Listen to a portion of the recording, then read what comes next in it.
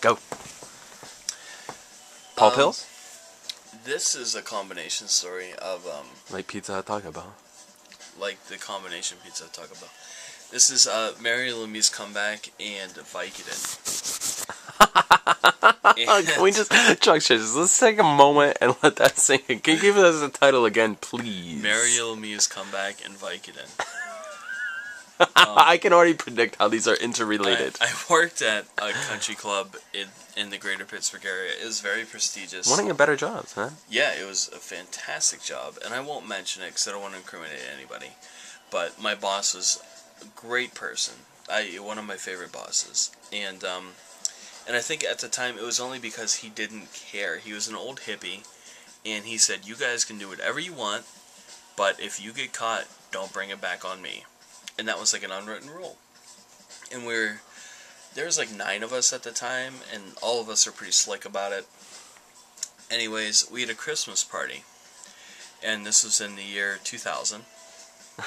And Mario Lemieux's comeback was like the biggest thing. He came out of retirement. He was gonna play. Jordan ain't shit. Yeah. Nah, Jordan is shit. No, and none but love for living in Pittsburgh, being a hockey fan, and having this happen. And this is before the internet. So when he came back, when it was announced on the news, pow, minds were blown. He was secretly training with Peter Taglianetti. And no one knew. Like, there was speculation, and the joke is he's in the greatest shape of his life, and that's still a running joke. You know, Mario's in the greatest shape of his life. Like, he can come back. I still believe he can come back, like, right now and score probably 30 goals.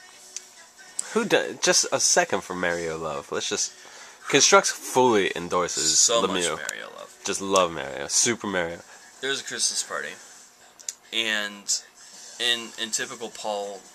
if you knew Paul back then, which very what few age of you, are we talking? 20, 21. Okay. Complete post Video City? During Video City. Huh. I wore these plastic leather pants. I wore a see-through shirt with friggin' sparkles all through it. Like, pretty much like a gay man, but I had a barbed wire... Gay man. I had a barbed wire necklace. My hair was in the Prodigy spikes. One here for a Christmas party. I mean, my God. Who does that? Me. So Mary Lemieux's comeback happened. He scored his first goal. Like the Christmas party, everyone's focused on the TV. He scored his first goal. The place went fucking apeshit. So in the spirit of celebration, there was a waitress that worked with us. She's pretty? No. Oh, okay, and good. let me continue on that one. Okay. The waitresses and bartenders had a great relationship because we would make money off each other. Plus, we would hook them up with drinks. They'd hook us up with food. That was like the unwritten rule. Beautiful barter system. They give us a burger. We'd fill up a club soda bottle full of vodka, and they'd enjoy it any way they wanted. Even if it's jamming it in other places than the mouth. There was a bartender, or there was a waitress, which I'm not sure under the pretenses of how she was hired. She had face cancer. And she looked like Skeletor. Man. Oh, no. Yeah.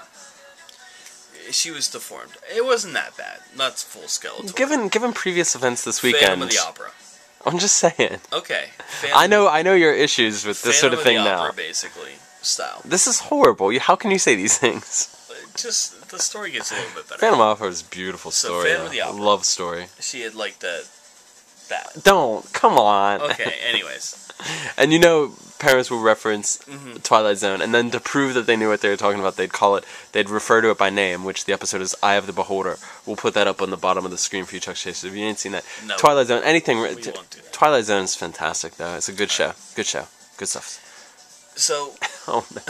So Xanty Misfits. Yeah, so we were just cool. I was cool with all the waitresses. That's Outer Limits. Go on. We're two different nostalgias here. here. Cares about it. I know. It's a dig on the parents. Okay. But so now you can appreciate it. So all the waitresses loved you. You're a suave guy. He was thin. Man was like 140, all muscle. Yeah. 0% body fat. I mean, he wasn't ripped, but he was toned and. I was a good-looking man. And I had the charisma at the time. Yeah. I mean, the world was my oyster. So anyways, we were partying with her, In the restaurant? Where was this party held? This was at... Shit. I don't remember. So not at the country club? It was in Monroeville. Okay. It was in a top-tier restaurant in Monroeville. Okay. And everyone was partying, and Lemieux scored. Lemieux scored. Everyone was having a great time. I was talking with that waitress, and she unsolicitedly offered me Vicodin. Okay. And she goes, "Do you want to take some Vicodin?" I was like, "I don't know. What does it do?" And she goes, "It just makes you feel good." She wanted Sure. to fuck you. Let's just call a spade, my friend. But she had fucking face cancer. Give you a Vicodin, suck you off, man. Listen. She had face cancer. And I said, Sorry for these X-rated I said, nostalgias. "How many do you take?" And she goes, "I take one."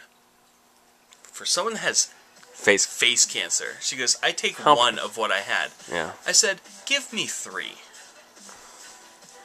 You fool. So, How did you not... feeling invincible. I said, "Give me..." 20-year-olds, you can relate. I said, "Give me 3. And I said, "I will take one now and see how the rest of the night pans out."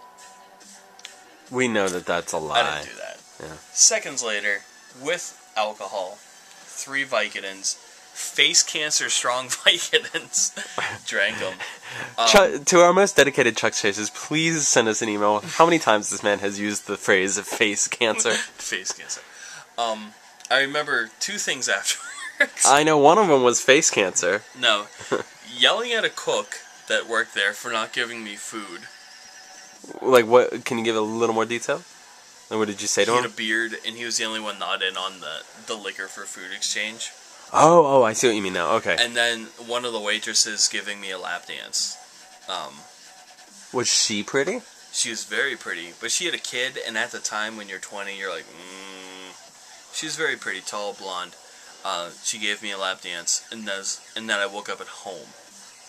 Like our home? Yeah. I didn't drive. No, I woke up at the crack house I lived at. Oh, Christ. Don't know how I got there. I didn't bring anyone. I went there by myself. I got dropped off. Don't know who drove me. Probably because you were such a fucking wreck that no one wanted to take you home. Someone took me home. No, they didn't want to take you to their home or go home with you. Oh, absolutely. Because you're such a goddamn wreck. Yeah, I don't know. I just woke up that day. I don't even know. At least you know what you took. I don't even remember what I took. And shit. We have tried every avenue to deal with our emotional incongruence. Oh, there's an epilogue here? No, to finish off, I don't know. Sean Hopp's nowhere near. I don't remember how I got home. I know I didn't drive, so I guess that's good. I don't know who drove me home, but thank you to whomever drove me home. And me waking up in my house at, I think, 3 o'clock in the afternoon. And Chuck Chasers, or anyone else, if you recognize yourselves in these stories, please send us an email. constructsnunchucks@gmail.com.